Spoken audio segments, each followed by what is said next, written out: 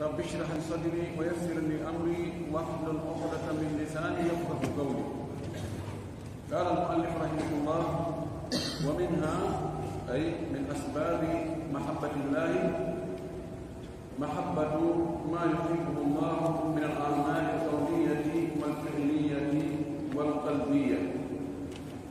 تحب الذي يحبه الله فهذا يجعلك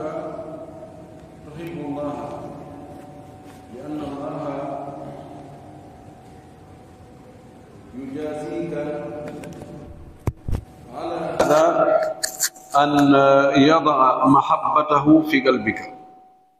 فتحب الله إذا قمت بما يحب، وكذلك تحب من يحب، والفرق بينهما ظاهر. الأخيرة من الأشخاص والأولى من الأعمال. يتي الله سبحانه وتعالى تدد مونو تو دو سني دو حند دو يتي ينتري يجول ان لا محمد صلى الله عليه وسلم او مو نول يمدن سب يرمن دو يجول صحابه بن فو o juula e hoore kala jokkuɗo diina ka ɓe jokkuno kam. Yo Allah jokki en kan diina ɗon, yo tabintin en e hoore makka, yo Allah ƴettu en kadi e hara ko e nder makka wonɗen. Allahumma amin. Walli firono yo Allah yurmen e yurminamo, imo jokkimo soggande sifa giggol Allah e yurmede makko nden ko sifatul mawaddati warrahma, alwuddu, alwadudu, alwaddu. O yewtuno en wonde Allah subhanahu wa ta'ala himo yiɗa ko yiɗaɗo kadi ko yiɗeteɗo ko yiɗowo. Ko ɗum waɗi o ƴetti annabi Ibrahima e nelaɗo Muhammad sallallahu alaihi wa sallam, o ƴetti ɓe sehilɓe yiɓɓe hertorɓe giggol. O yewtuno en wonde ko honɗum woni watta sabu ha Allah yiɗa jiyaɗo, ha neɗɗo on heɓa giggol Allah. Ko honɗum watta ha neɗɗo on heɓa giggol Allah subhanahu wa ta'ala. O yewtuno en wonde heɓugol giggol Allah, o wi ɗum ɗon kala tagaɗo gomɗinɗo Allah imo ɗaɓɓini, imo faala, imo yeli, lutti so heɓay. O yewtuno en wonde no jeeya e ko watta ha Allah yiɗa neɗɗo o yiɗa Allah subhanahu wa ta'ala. Neɗɗo on landagol hoore mum taw ene ko hombo tagimo. So andi ko Allah tagimo enen, ɗi nemaji ɗi woni nemorde ɗe ɓure, ɗi moƴƴiriji, ɗe teddule, ko ñamete, ko yarete, ko ɓornete, ko dakumitte, ka hoɗete, hombo woni mo waɗande ɗum. Gal cellal makko, dandugol mo ko huli, hombo woni waɗande mo ɗum. O irritike o andi ɗum ko Allah, sikki ala ɗum ɗo waɗa ha o yiɗa mo naturellement. Neɗɗo kala moƴƴiɗo e makko o yiɗa mo hay hakkunde yimɓe ɓen. jubilatil anfusu ala hubbi man ahsana ilayha. Wonkiji ɗin ɗo Allah muuliri ɗino wonde kala moƴƴiɗo e wonkiki yiɗa mo. ɗum ɗon sikki ala. O yewtono ɗum ɗon andutugol nemaji Allah ɗin, wonde ko Allah subhanahu wa ta'ala nemini on tigi ɗi nemaji, ko Allah woni mo e dandude sattendeji e kulaleji e musibaji ko woni e heɓude woɓɓe goo. Allah woni mo e dandude kanko. ɗum waɗay ha o yiɗa Allah subhanahu wa ta'ala. sa yiɗi Allah tum a waɗay ko Allah yiɗi. si a waɗi ko Allah yiɗi kon ko sikki ala Allah kadi yiɗete.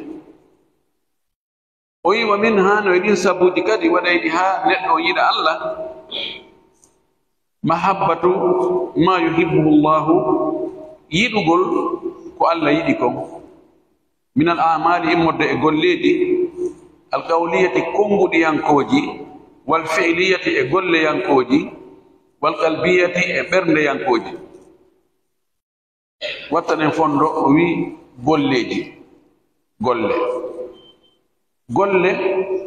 no waawi hara ko ɗengal ngal gollata golle ɗe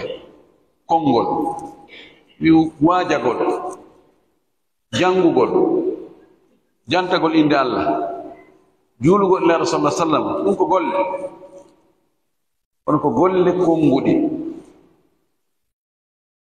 golle ɓanndu ɗum juulugol townugo juuɗe habbira turo ɓanto sujja jotto tayyo salmina yawgol hajju taro suudu kaaba yaha safa e marwa yaha mina yaha arafa yaha muzdalifa bugo jamaraje waggol jihadi piiride immago seppa yaha fi ɗaɓɓugol gandal sifa ɗum ɗo ko golleji ɓanndu ndum no woodi golle hara ko ɓernde nden yiɗugol hulugol jortagol tañƴinorgol añugol ɗum ko ɓernde nden watta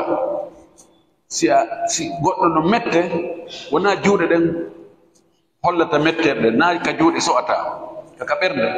si goɗɗo kadi no wele ko ka ɓernde si a huli ko ka ɓernde si a welti ko ka ɓernde ɗum ɗo ko golle ɓernde idan waɗugol ko Allah yiɗi ko waɗira ɗum ɗon ɗengal mum ngal ma ɗum ɓanndu mum ɗum tere mum nden ma ɗum ɓernde mum nden o wi ɗum ɗo waɗay ha on tigi yiɗa Allah waɗa kadi Allah yiɗa mo o wi tuhibbu yiɗa kadi alladi nden huunde yuhibbuhu llahu nde Allah yiɗi fa hada ɗum ɗo yaj'aluka no waɗe tuhibbu llaha yiɗa yiɗi Allah li anna allaha sabu Allah yujazika o yoɓirte ala hada e ɗum ɗo an yada ande o waɗata mahabbatahu giggol makko ngol fi qalbika ka ɓernde ma ƴetta giggol makko ngal ngol o loowa ka ɓernde ma fa tuhibbu llaha yiɗa Allah ida qumta bima yuhibbu si a immike a daranike ko Allah yiɗi ko wa kadhalika ko noon kadi tuhibbu yiɗa man yuhibbu ɓe Allah yiɗi ɓen on mo Allah yiɗi wal farqu baynahuma zahiru ko sendidi kon no feeñi tuhibbu ma yuhibbu llah ma yuhibbuhu llah wa tuhibbu man yuhibbuhu llah hakkunde man e ma no serti ma on ko golleji ɗin man on ko yimɓe ɓen o wi al akhiratu ko sakkiti ko o sakkiti ɗo tuhibbu man yuhibbu yiɗa ɓe Allah yiɗi al akhiratu min al ashkhas ɗum noon ko yimɓe ɓen yimɓe ɓe Allah yiɗi ɓen yiɗaɓe yimɓe yiɗuɓe Allah ɓe yiɗaɓe wal ula arno ɗum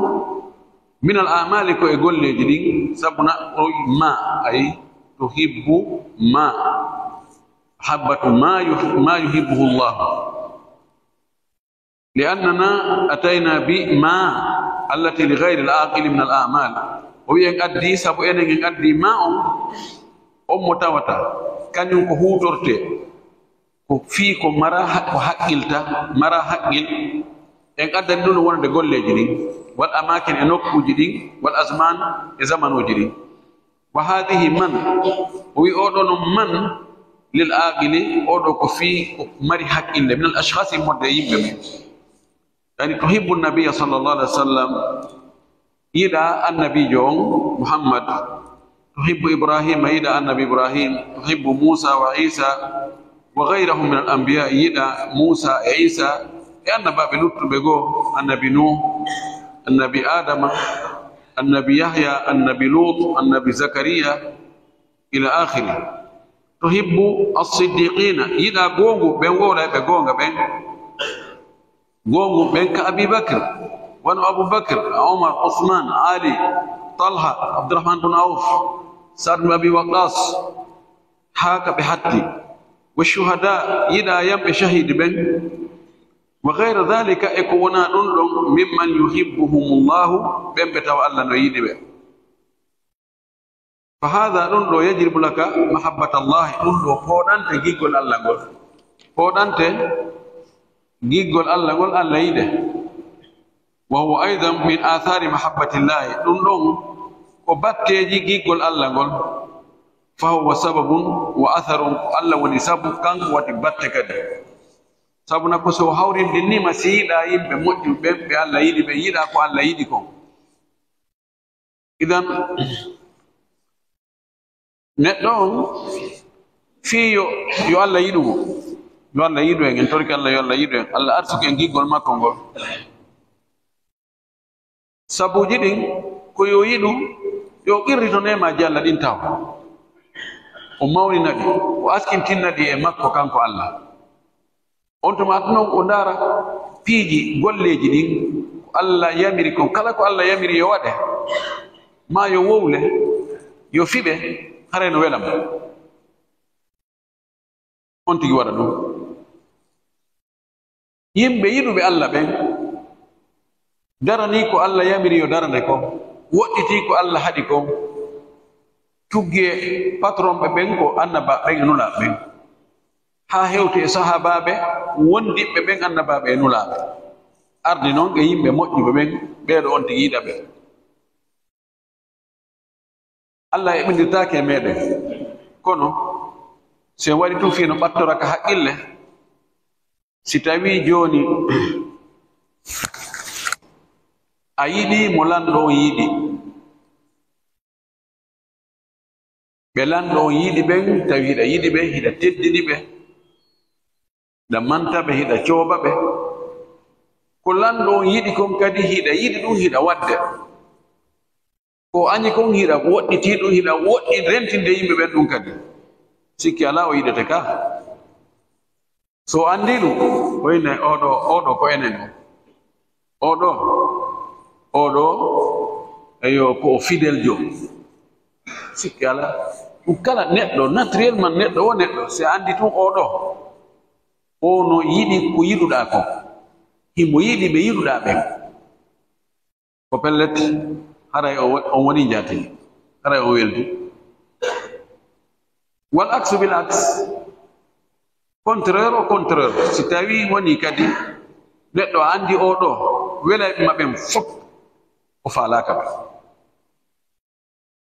be ƴettuɗa weldi ɓen ko ɓen kanko ƴetti ayɓe ko tawata ko piiji welayɗi ma ɗin fof kanko ko ɗin ɗon mettatamo oɗo o nabidata few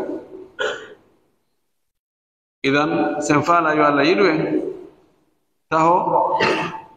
en anday ko kanko tagi en woodi nen itti en ka en wonano e hunde kala ko woni ka hawde leydi ɗo ko kanko waɗi kala ko heɓuɗen ko kanko okki en woni ko direct woni ko indirect joni noon daroɗen noon ko yiɗi kon yiɗen ɗum ɓe o yiɗi ɓe yiɗen ɓen ko añi kon añen ɓe o añi ɓen añen ko ɗum waɗi no hawni e rafida ɓe ciyaɓe fi maɓɓe no hawni hiɓe noddito wonde ɓe yiɗi nelaɗo ɓe wiya ɓe yiɗi nelaɗo ɓe nelaɗo ɓuri yiɗude ɓen ko ɓen woni ayɓe maɓɓe sonnaɓe nelaɗo ɓen sahabaɓe makko juumgo makko ñaamo ngon bara droit on Aboubakar Omar Ousmane no anda ɓeɗo pellet goɗɗo weltiwo o seytiniwo no anda ɓeɗo darnike nelaɗo sallah sallam waɗi beru ko goɗɗo wawi waɗande goɗɗo kon fof ɗum ɗon goɗɗo sikkititako ɗum hay kamɓe duglaɓe ɓen wonɓe yennude ɓeɗo ko ɓe wi ko ɓaawo nelaɗo ɓe yintiti kono hiɓe girriti kam fewno nelaɗo fellete ɓe waɗi ko watte kon fof idan sa yiɗi goɗɗo wona ya ƴettu ɓe o ɓuri yiɗude ɓen waɗa ɓen ɗon ayɓe na ɗum on haɓay tentiri ka ɓeygure makko no anda neɗɗo telen sonnajo makko o sonna e makko ɓe ka nder suudu ɓeɗo sa fijiranimo ɓe tentini hara ko bata jon tigi on wona e aybingol ɗon ɗon yenna on ɗon wiyaange makko o welde o way ɗon haray on doniri wa minha no e sabuji kadi waɗayɗi ha on tiñiiɗo allah allah yiɗamo kasratu zicrillahi ɗuɗɗingol jantagol inde allah ɗuɗɗingol jantagol allah andutugol allah mantugol allahu on jarnugol allahu on mawningol allahu on anditamo ka ɓernde anditiramo ndaarugol ko tagi ko tagi ko no ɗum mawniri no ɗum ɗuuɗiri ndaara ndi leydi e pelle mum e canɗi mum e maaje muɗum e buruuji muɗum e tule muɗum e cehe mum désert ji mum océanje tiggito ndaara ko woni ka asama dowga ko no ɗum ɗuuɗiri no ɗum yaajiri no ɗum mawniri ndaara neɗɗo o ɗo neɗɗo wayi ni no allah formiri neɗɗo ni eno on neɗɗo waawi wadde piiji ŋalawji o andita ɗum ɗum waɗay si o fokkiti yeddugol allah o hula enede allah no reeninmi ɗo ene allah no andi fiya ene allah no waawanmi o jantora noon allah kadi ka ɗengal subhanallah alhamdulillah la ilaha illa allah allahu akbar la hawla wala quwwata illa billah subhanallah wa bihamdihi subhanallahi alazim la ilaha illa allah wahdahu la sharika lahu lahul mulk wa lahul hamdu wa huwa ala kulli shay'in qadir o andita allah o janto allah ka ɗengal hara no humodiri e ɓernde nde wona no wowlato ɗengal no wowlato won tigi no miijo goɗɗum ma no wowla goɗɗum wonta naturel tun haala to rewo ka ɗengal feƴƴe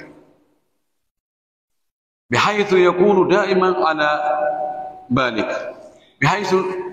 nokku tawa yakunu allah wonay daiman no duumi ala balika ka ɓernde ma allah no ka ɓernde ma to yiyani tun fi makko e miijo tun fi makko hatta takuna kullama shahadta shay'an ha wona kala ka yiɗa hunde istadlalta bihi alayhi azza wa jalla a tindiniray ɗum ɗon a waɗay ɗum ɗon dalil wonde allah no woodi wonde allah no mawni wonde allah no ñeeñi wonde allah ko gando so yehi ha e ley seere tulde yeejon ley fello kakulu maɗo a tiggi tiggi a daarin tempete ɗon koko aggidira ɗo ɗum ɗon waɗa ɗum ɗon dalil wonde allah no dollinani o mahi ɗum ɗo ko moƴƴini ɗum ɗo o ono dolli sa ndaari nidamu kawne on systéme o aduna no ɗum weetirta niɓɓa no ngenaaki woni e yaarude no ndu lewru woni e jalbirde muta suppito no ndu henndu wifirta oxygéne addana e oxygéne ko foofe dallinora ɗum ɗon ɗum ko dalil wonde allah no ñeeñi mo anndi piƴiri no gerɗete o wi hatta yakuna qalbuka daiman mashghulan billahi ha laato ɓernde ma nden e duumagol kañum no hilni tun fi allah no golla tun fi allah no ka ɓernde tun fewndu wo fewndu no andiki fi allah mu'ridan amma siwahu hara ɓernde no ɗuuri no terti no hucci ko wona allah hada yajlibu laka mahabbata allahi azza wa jal ɗum ɗo pooɗante addane giggol allah subhanahu wa ta'ala waɗa ha heɓa giggol allah waɗa ha allah kadi yiɗe wa hadihi asbabu athalathatu ɗiɗo sabuji tati hiya indi min aqwa asbabi mahabbati llahi azza wa jal wi kanko ka makko de ɗiɗo no jeya e ko ɓuri dolnude e sabuji fi giggol allah sabuji hooɗayɗi giggol allah ngol yo allah yiɗu jeya ɗon so duumi ke ɗiɗo tati sualu thani so landal ɗimmal ba wi ko lande ɗiɗi wino ɗo ga hunaka su'alani min ɗo lande ɗiɗi o wi landal anagal ko honno neɗɗo heɓirta giggol allah ngol si fikki ko ɗiɗo tati on tigi jokkata landal dimangal ma hiya al atharu al maslakiyya allati yastalzimuha ma dhukira o wi ko honɗum woni batteje al maslakiyya yani tele gurnan on tigi ɗan needi on tigi ɗi e comportement on tigi on ko tawata allati ɗum yastalzimuha no ɓornodira e muɗum no humodira e muɗum no waɗnodira e muɗum ma dhukira ko ko janta ɗo yani ko janta ɗo ko kañum e honɗum humodiri ko honɗum woni dinɗe mum o wi wal jawabu jabawol awalan ko adi kon taw qawluhu wa ahsinu inna allaha yuhibbu almuhsinin ka kongol allah ka o wi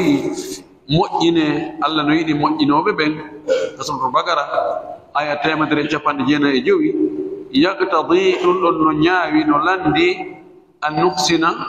nde moƴƴinten ɗum ɗon no farli yo e moƴƴi allah subahana taala wi moƴƴine o yamiri o yilti o wi himo yiɗi moƴƴinoɓe o yamiri o holli en jaɓuɗo nden yamirore ɗon hara himo yiɗi mo ɗum ɗon mana muɗum wonde haray ɗum ɗo no farli e meɗen yo en won moƴƴinɓe wa an nahrisa ala al ihsan nde rerɗeten faale hittudo ɗum woni hirs rerɗugol faalegol ha faɗɗe fayde fi waɗugol moƴƴere nden li anna allah yuhibbuhu sabu allah no yiɗi nde moƴƴere ɗo wa kullu cheyin yuhibbuhu llahu fa innana nahrisu alayhi kala ko allahu yiɗi hara e hiɗen rerɗi e nden hunde ɗo eɗen faalande iɗen ɗomani nde ثانيا ديمو نون قوله وأقسطوا إن الله يحب المقسطين نون دي الله نري نون دوبك كحجرات آية جنابه يقتضي أن نعدل ونحرص على العدل نون دون نياوي نون لاندي أميدن يو نون دو رر إن كديف نون دال ون نون دو بي ون يدو بي نون دو ثالثا تم نون قوله إن الله يحب المتقين Allah no yiɗi huloɓe ɓen wo surat tawba o woni ka aya jeɗɗabo yaqtadi an nattaqi allah azza wa jal la nattaqi al makhluqin ɗum ɗo no ñaawi no landi no farli yo e hulu allah hara e hulali ko tagaɓe ɓen bihaythu nokku ida kana indana man nastahi minhu min annas nokku tawata si tawi no ka meɗen ɗon mo herseten e yimɓe ɓen tarakna al maasi en accay fewno ɗon goopi ɗin e geddi ɗin wa ida lam yakun si tawi o wonaali ɗon en renamo asayna en yedday fattaguwa kulol allah ngol noon an nattagi allah azza wa jal wonde rentoton en allah wala yahummuka annasu wota himme wuri yimɓe ɓen aslih ma baynaka wa bayna allahi moƴƴin ko woni hakkunde ma e allah kon yuslih illahu ma baynaka wa bayna annasi allah moƴƴina kañum ko woni hakkunde ma e yimɓe ɓen sa hilnike moƴƴingol ko woni hakkunde ma e yimɓe ɓen no gasa ɗum wona sabu ha hakkunde ma e allah bona yo maapine moƴƴingol hakkunde ma e allah honno moƴƴinirta hakkunde ma e allah ko ya hulmo ko ya rentomo ko ya waɗi ko yamirma kon acca ko haɗuma kon no gasa ɗum ɗon goɗɗum go hawranoyta woɓɓe goo seytine woɓɓe goo ina o famondirtake o ne'aki o no ƴaggi o no towniti o no terti ko tawri mawɓe mum no wawi o wi ɗum la yahummu kannasa fi yimɓe ɓe terto a joɓɗum ko goonga hara na waɗin kinnagol a jokki ko welata allah ko allah regilanta ko lutti ko o wi o addi misal o inni wo ko wiyete ani on woni taguwa rentagol si tawi joni neɗɗo mo hersata mo teddinɗa moƴƴi iɗon wondi mo renuma a renimo yeddugol allah ɗon fayda watta ɗon hara hiɗa hiɓi ar haysi ko fiimowo so fotta joni esra makko ma karma ko makko ma mawɓe teddino yetta yo watta ga ɓaawo ga hayso sumay wakkili suuɗa ga ɗoni rentagol si on tino wonde ɓe hersata piiji goɗɗi goo wattani siko yaray ɗo o yarata yeeso ɓe o teddini hittuɓe makko ɓen ɗon o suuɗay si ɓe ari ɓe tawima honka henken o ɗaɓɓay ka o naɓira o ɗaɓɓa no molto maltanora ɗo ha fiwota ɓe anndu yon noon Allah subahana taala yewonde makko ka gandal makko ka ƴellitagol humpito ko on en berde ngam o wi ɗo ɓay Allah wi'i yo en hulmo Allah no yiɗi huloɓe mo ɓen o maapin en hakkunde men e makko si en moƴƴini tun hakkunde men e makko o moƴƴinayi woni hakkunde men ko o regilay ɗum kanko ɓerɗe ɗen koye juuɗe makko woni mo waynita aynunoɓe hanke hande tawan ɓe weldino weldunoɓe hanke tawa hande ɓe ayri o wi undur ya akhi ila shey alladi baynaka wa bayna rabbik o wi ko an yo musidɗo am ndaaru ko woni hakkunde ma e jeyɗo ma on ko wala yahummuka gayru dhalika wota maapine wota himme goɗɗungo ko wona ɗum inna allaha yudafiu ani alladina amanu o wi Allah no duñana ɓen gomɗinɓe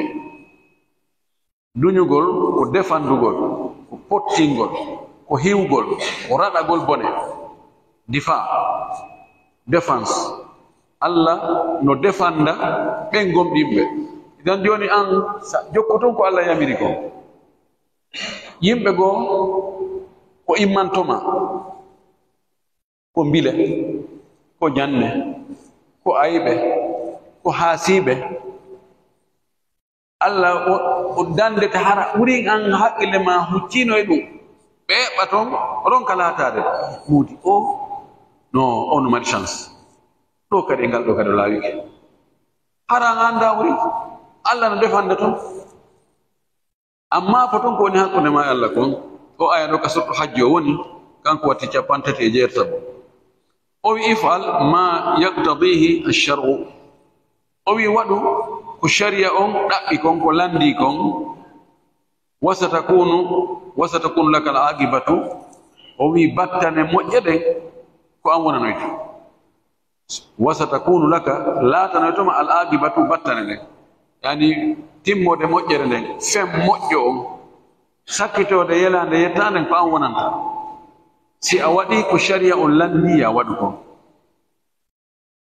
saban ɗon ɗon tillina wonde on ti hawrata e sattede neɗɗo no waɗa ko Allah subhanahu wa ta'ala yamiri mo yo waɗu kon o acca ko Allah haɗimo kon Allah waɗa jarrabuyeje makko o tampa o soñjo musibaji yana e hoore makko jarrabuyeji jani kono ka lannoyude ka feŋ ko ɗon weloyta wal aqibatu littaqwa wal aqibatu lilmuttaqin رابعا يقولون يقول الله تعالى الله تعالى النبي إن الله يحب التوابين البقرة آية تمدد أنوغا يريد وهذه أولو آية تستوجب نوأنا أن أكثر التوبة إلى الله أكثر أن أرجع إلى الله بقلبي وقالبي ومجرد قول الإنسان أتوب إلى الله هذا قد لا ينفع لكن تستحضر وأنت تقول أتوب إلى الله أن بين يديك معاصي ترجع إلى الله منها وتتوب حتى تنال محبة الله ويو آية له إن الله يحب التوابين الله نيدي هيو بتوب قلبين hewɓe ruttagol e Allah ɓen Allah no yiɗi ɓe o wi ɗum ɗo o aya ɗo no waɗɗini nde e an uksira tawbata nde mi hebbinta min tuubu ɓuye on yani o aya ɗo si andi joni Allah no yiɗi ɓe tuuboɓe buy e tawwab ala waɗi fa'al tuuboɓe buy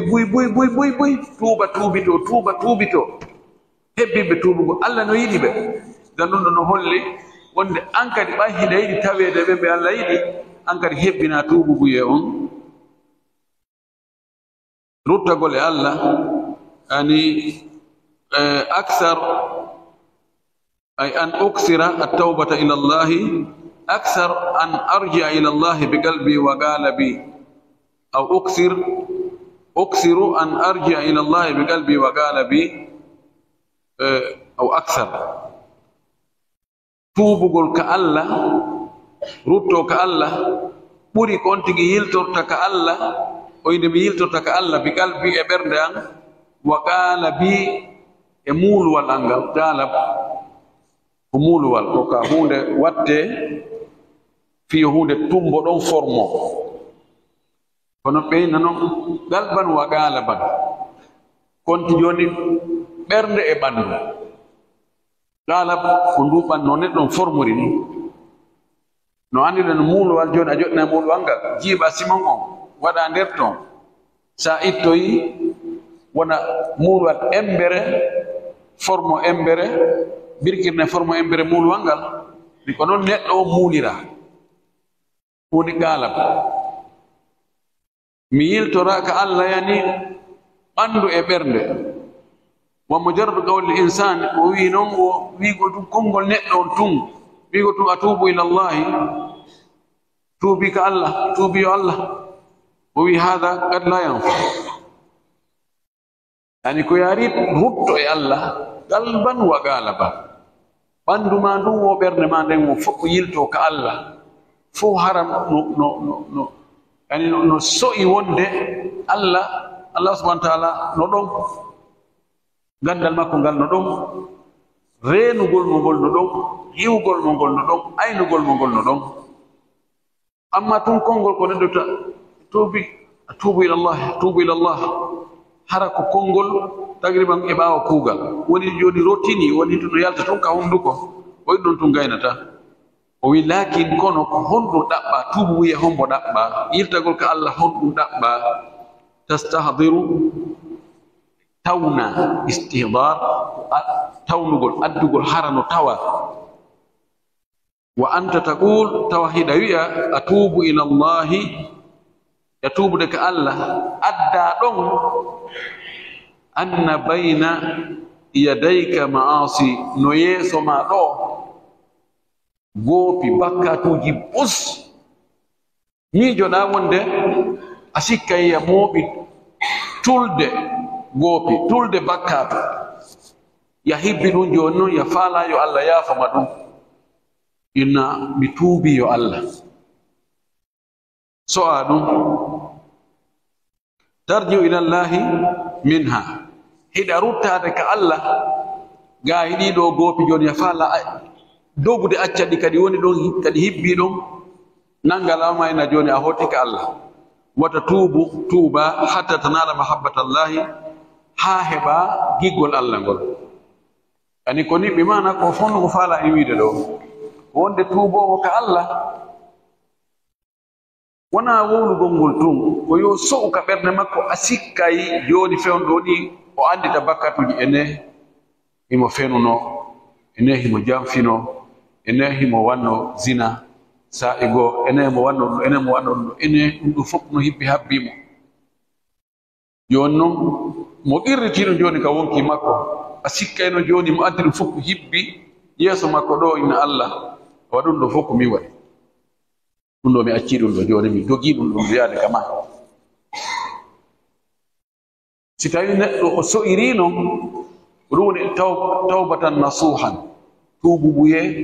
laabuɗo pos on tigi no miijaade goneji ko wanno ko anda ɗin no ɗi mawniri no ɗi hulɓinori hay bakkatu to soko ta so'u himo fanɗi ndaari o mo bonnuɗa andi neɗɗo mawɗo tedduɗo lamɗo jondoole hay waɗɗamo gokku tunni harayɗa huli ha ɓay mo wawi jande no nayi ko min wiyata hunde ko min darata gite bonɗe ko min ɓuttinotoɗa e hoore hara si tawi joni ko woɓɓe goɗɗum garay hay fus kolta hay fus bi maana ko yeddeteɗo on no mawniri wo ko noon ko yeddira ko mawniri kadi haysi mawna e woɓɓe goo on tigi so'a ɗum o jeeja Allah noon ɗo no jorta Allah jaɓanayi mo ɗum waɗay kadi hara o yawata fillitade ma hara o fillitata ko few ɗum woni almaslak masalik yani ko pratique gollitirgol ɗe ayeje ɗa mani hoolagol ɗe ayeje janngade wonde Allah wi no yiɗi moƴƴinoɓe ɓe himo yiɗi nunɗuɓe ɓe himo yiɗi huloɓe ɓe himo yiɗi hewɓe tuubugol ɓe masal as-suluk golle ɗen no landi si tawi a gomɗiri ɗe ya waɗu ko ɗe wi'i kon ko ɗe landi kon ko ɗum woni résultat on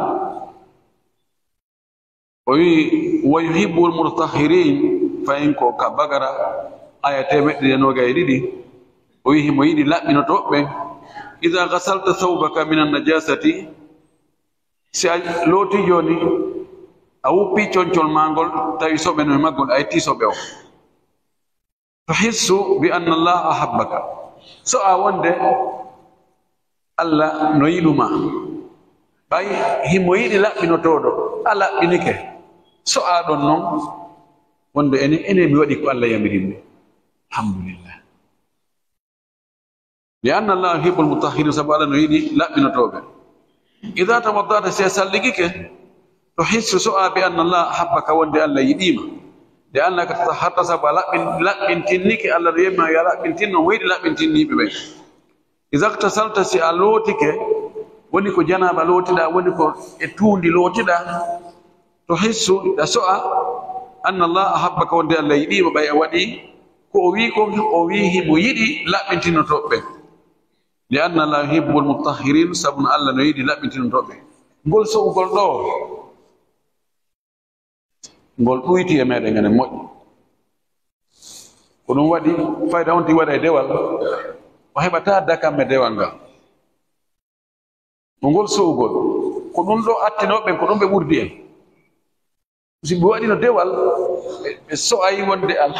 yani ɓe welto ɓay ɗum ɗo waɗingal dewal ɗo Allah no yiɗi yo ngal dewal ɗo waɗe ene ɓeyno ene fewno ɗo ni Allah o weltani kila ndara ko ɗum Abu Dahda ɓay o soodi leggal tamaro ngal o soodiri ngal jardin makko on andi o waɗi ko yamira ittugol jardin o foppo makko mo leɗɗe temeɗɗe sooda leggal tamaro gootal pet e hoore on jardin on ko on ɗon wonno keye makko ɓurɗo mawnude on fayda ko ɗon gurna maɓɓe ɗan fawino sabuna ko ɓay o yahi o tawi Ummu Dahda no nder toon kañum e ɓikkoy ko hiɓe ka nder jardin hiɓe ñamude hiɓe yarde hiɓe wadde fijude o tawita o naata nder toon ha ɓernde makko nde wawa si tawi ɗumantinnoto o noddi ɓe yaasi ya Ummu Dahda o wi naam bisimilla woni ga Abu Dahda o wi lala arga o wi ko no waɗi waɗa ko no waɗi o wi mi yeeyi jardin honɗum o yeeyi jardin o ko ɗo fawi de ɗon o yeeyi ɗum o yini Allah o wi o rabi halbay o rabbi gam wallahi merci wallahi en tonike ɓawo waɗi ɗum o landinaɗo o wi enene laaɗa fewndo no mi heeɓi tamaro ka aljanna ɗum maslak on ɗo shu'ur on ene fewndo ɗo no mi heeɓi tamaro ka aljanna laaɗa maki wona tamara e wooti kan min idqi radah fi ljannati li Abi Dahda dukke tamaro jelu tamaroje rimuɗe haaliji jelu wodani Abu Dahda dan heɓugol soɓugol wonde sa waɗingal dewal ɗo ene Allah weltani kilan fewno ɗo ene koko mi waɗi ɗo ene Allah no yamiri yo ɗum waɗe ene mo waɗi ɗum Allah weltan toon heɓay ɗon fierté heɓa ɓernde ma nden hento ko ɗum waɗi no haani kala dewal ngal waɗɗa tentinde e dewe ɗe Allah wi yimbo yiɗi ɗum heɓa soɓugol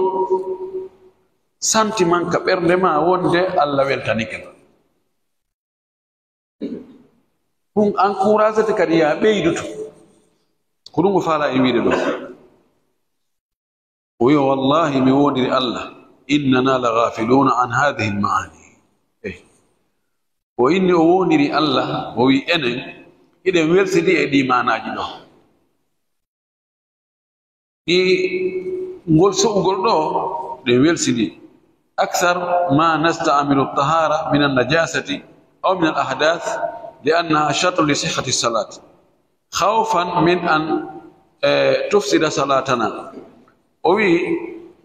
ko ɓuri ɗuuɗude kon ko gollitirten laaɓal woni ko laaɓal ittugol soɓe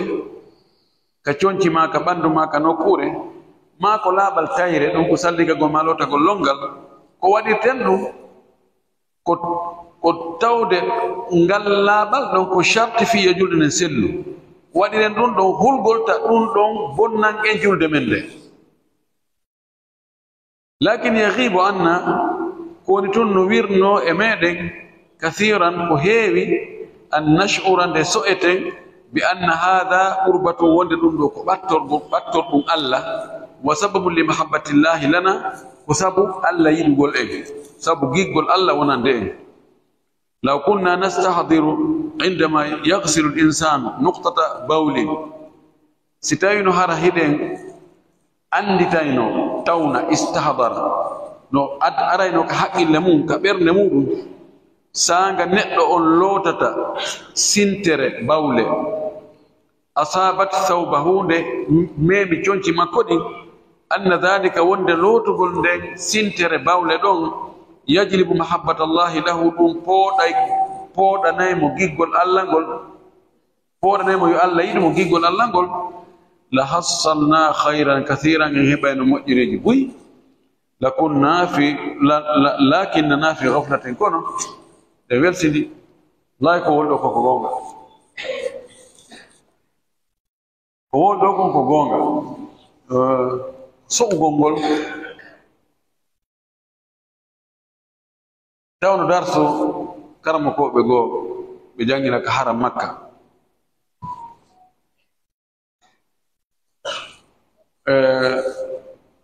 fewɗo omra yeyi omra ne bisara joni woni on duuɓi 6 ma 7 ni tawi ɓe yewta shu'uru l-insani bi qurbillahi wa bi mahabbatillahi idha qama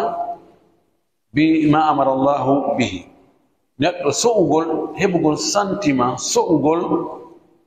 wonde Allah no yiɗimo si o waɗi dewal ngal Allah yamiri yo waɗe ko neɗɗo mo Allah okki fasaha laaɓugol ɗengal e waggol batte min tigi mi jooɗi nde ñande o inni enen mo beyo landi hoore muɗum sanga yahata salligagol e fewno nde yiɗa salligo e ɓaawo a gayni salligagol mi yeetin ko honɗum so'ata ɗo o inni ɗon andi nelaɗo maaki sallallahu alayhi wa sallam si neɗɗo o looti yeeso makko ngon ka salligi bakkatu ko yeeso ngon wanno kon ɓurde gite ɗen haa e hunduk kon haa e kinal ngal bakkatu ko yeeso ngon wanno kon ɗum ɗon fuu loototo laaɓa yaltida e toɓɓere sakkitiinde ɗen e ndiyanna so looti juuɗe makko ɗen bakkatu ko juuɗe ɗen wanno kon yaltiday e toɓɓere sakkitiinde ɗen o wi enen o wi billahi maɗa yiɗa so'a ɗum ila miijo ɗum ene alhamdulillah ene bakkatu ko wanno kon ɗo ene o salligiɗo no gasa montanilan tawi min ɗo mi so'ata ɗum nan miijata ko ɗum fof komi no salligade bay si mi salligaka mi wawata juulude salliga dofi salligi ko charte fiyo julde nden sellu nafsuno wiiri ɗo ni woto an duuɓi 6 ma 7 nde ñande mi jooɗno miijiti ha enen nde dewe ɗe ngoni wadde est ce que miɗo so'ude miɗo heɓde sentiment wonde Allah no yiɗi mi ko ɗum waɗi si o hawrindinimi waɗgol ɗe golle ene waɗgol ɗe golle haray mi jogii nde moƴƴere ɗo nini sifa ɗum ala sawde few idan ko ɗum watta si on tigi welsidare nde haray no woodi fayda on tino wadde ɗum wasi ko fina tawa mo joni ko yani ko Allah ko wiyete ko Allah shuuri ko waɗugol fayda hara wuri miijitaaki ko nemi andi joni sa wowti waɗugol hunde ha ɓandu ɗum ɗum waɗay haysi haqqille ɗen ɓerden ala ɗum daru ko ɗum soferde haray mo yewta téléphone ɗuma kono hara waɗa darde so kono o fewna e direction ngo ɗuma juuɗe ɗen wowtino no waɗande hoore mum haysi haqqille no nokkugo ɗum wiyete Allah shuuri waɗugol hara fayda so'a ko noon woni e waɗir dewe ɗen fayda dewe ɗen ko ɓuri ɓurde kon ko noon wona e waɗireede haray ɓernde nden tawegol ɗum tigi tigi on tigi heɓa dakamme dewal ngal o jorto kadi dinɗe ngal dewal ɗon tigi noon no fanndi ko ɗum o faala e yewtude ɗo o wi khamisan jowa ɓulɗum qawluhu qul in kuntum tuhibbuna allaha fattabi'una yuhibbukum allahu wa yaghfir lakum dhunubakum ka Ali Imran aya 33 وهذا دون أيضا فيستوجب نوعنا أن نحرص غاية الحرص حتى الرئير تقول على اتباع النبي صلى الله عليه وسلم يجوك تقول نلادا ينتنم بحيث نكو نترسم طريقه هيدن نبتا ترسم رسم كديسينغول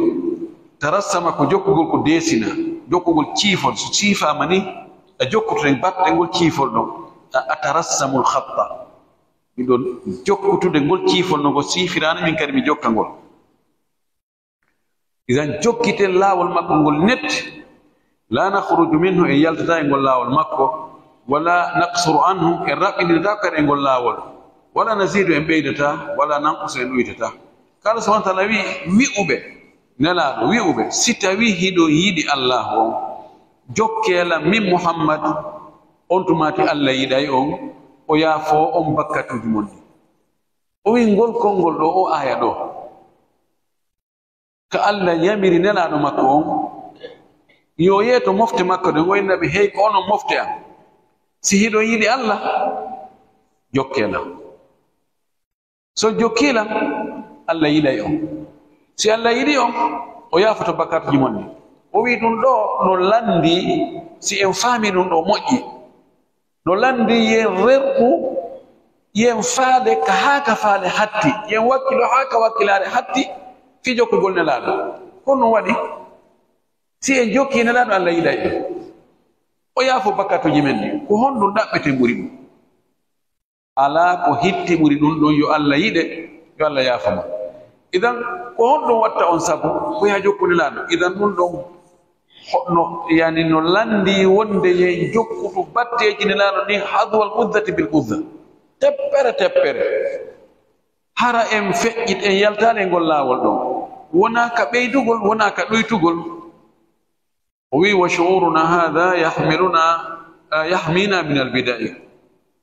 wa yahmina min altaqsiri wa yahmina min alziyadati walghulubi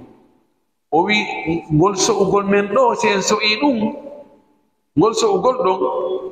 yahmina hiway en reenay en min albida'i e bida'aji sen so'i wonde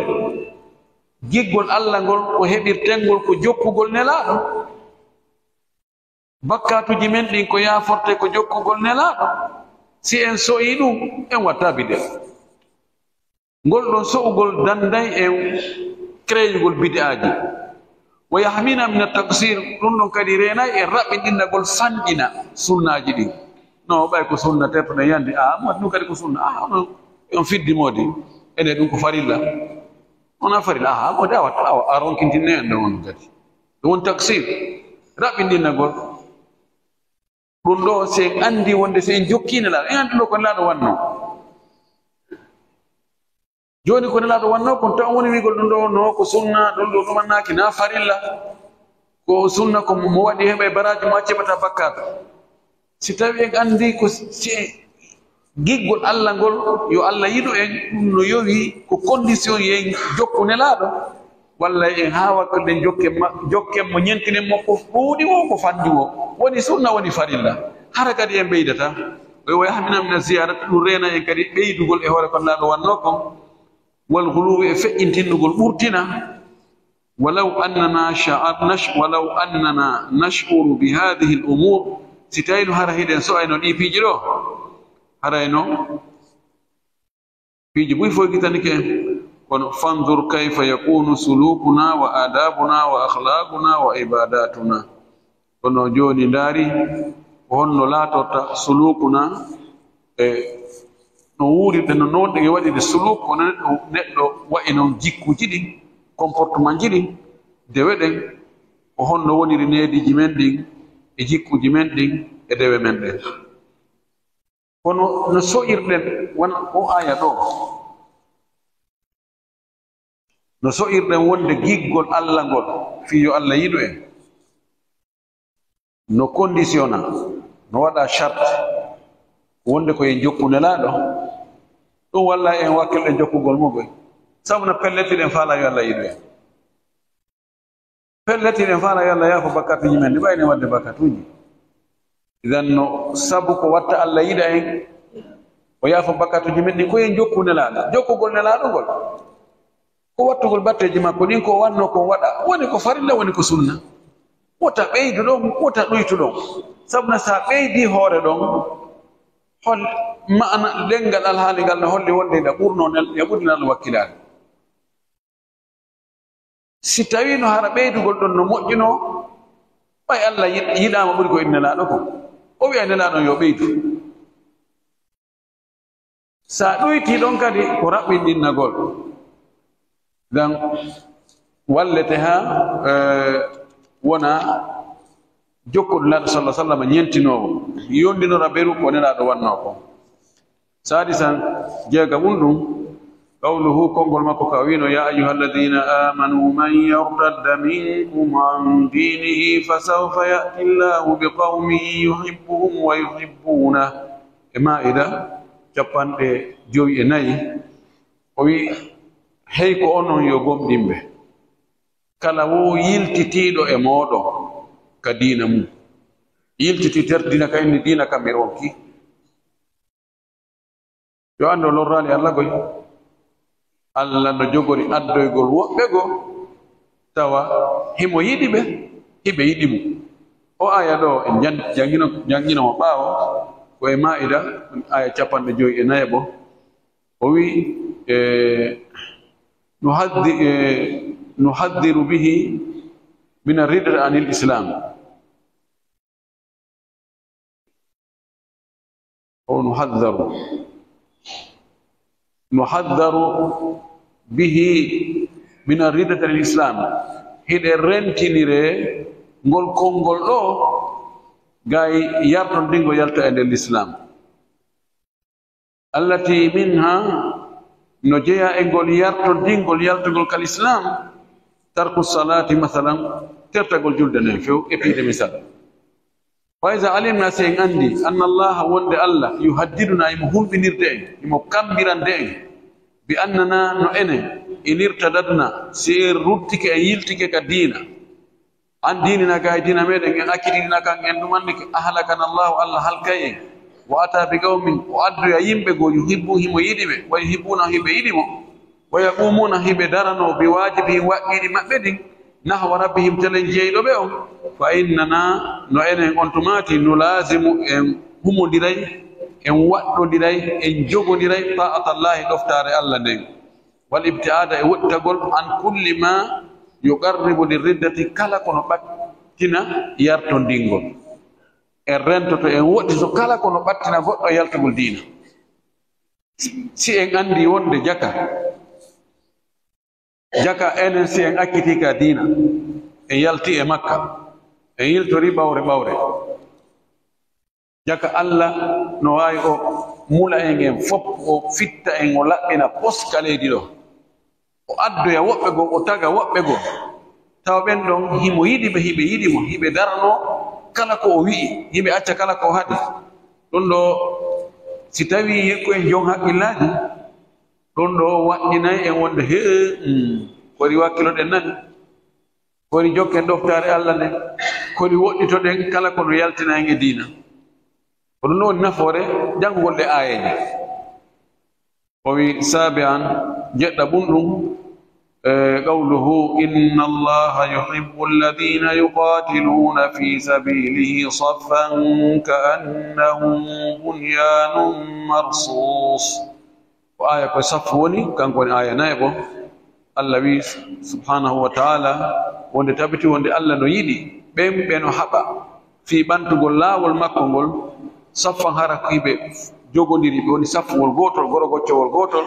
hiɓe wawi wono maadi e wertidirani o wi ida amanna si en gomɗini bi hadihi lmahabbati ngol giggol ɗo wonde Allah no yiɗi ɓeɗo fa alayna fa'alna hadihi al-asbab al-khamsata allati tastalzimuha wa tujibuha si en gomɗini ngol giggol ɗo wonde Allah no yiɗi ɓe waɗoɓe ɗum ɗo haray fa'alna en waɗay hadihi al-asbaba ɗi sababuji al-khamsata joyiji nintaɗi ɓaawa ɗo allati ɗin tastalzimuha ɗino waɗɗodira e ngol giggol Allah ma sa waɗi ɗin ɗon haray waɗɗani kam heɓugol giggol Allah ngol wa tujibuha no waɗɗina ɗum honɗum woni ɗum ɗin joyi alqitalu ko haɓugol fi ɓantugol laawol diina Allah wa adam attawani e angal ɗaten kinnagol nenno tawani ko ɗatinagol ko nennagol wal ikhlas e laɓɓingol bi an yakuna fi sabilillahi nde ɗum wonata hara ko fi laawol diina Allah naafi yo mante an yashudda ba'duna ba'dan nde yoga e meɗen sembinta yoga dolnina yoga ka annana bunyanu asikka e hara ko en maadi an nuhkima arrabitata baynana nde ñeñinten kaɓɓol ngol hakkunde meɗen ahkama ko waɗugol ha moƴƴa haɓɓa ha satta ɓoggol humidirgol e ngol ihkaman ñeñingol qawiyan dolnugol kalbunyanil marsus wano maadi e koolidirani ras feppidira waɗa simange muɗum anna suffa nde saffinoto ɗen wa hada ɗum ɗo yaqtadi no ñaawi attasawi fotodirgol ngol hissan ka so'ugol hatta la takhtalifa alqulubu ha tawa ɓerɗe ɗe luutodirani wa huwa mimma yu'akkidu al-ulfata ɗum ɗo koko tentinta wowodiral wal insanu ida ra'a wahidan an yaminihi wa wahidan an yasarihi si tawi neɗɗo yii goɗɗo ka sengo mum ñaama o yii kadi goɗɗo go ka sengo makko nano yaqwa ala al-iqdami o dolnayi yaarugol yeeso atakugol ngol lakin law yuhituna bihi min jami'i al-jawanib fa satashtaddu himmatuhu si tawi noon ɓe huɓirimo cende ɗen fof woɓɓe no sera woɓɓe no yeeso woɓɓe no ɓaawo o wi himme makko ɗen sattay dolnayi o heɓay encourage bimana ko faala wiɗe ɗo o aya ɗo inna allaha yuhibbu alladhina yuqatiluna fi sabili saffan ka annahum bunyanun marsus o aya no mofti ɗo sifaji ma sabuji joyi ɗin ɗon joyi si timmi Allah subhanahu wa ta'ala yiɗay on tigi wakkilagol hare nden angal lo'ugol laɓɓinangol Allah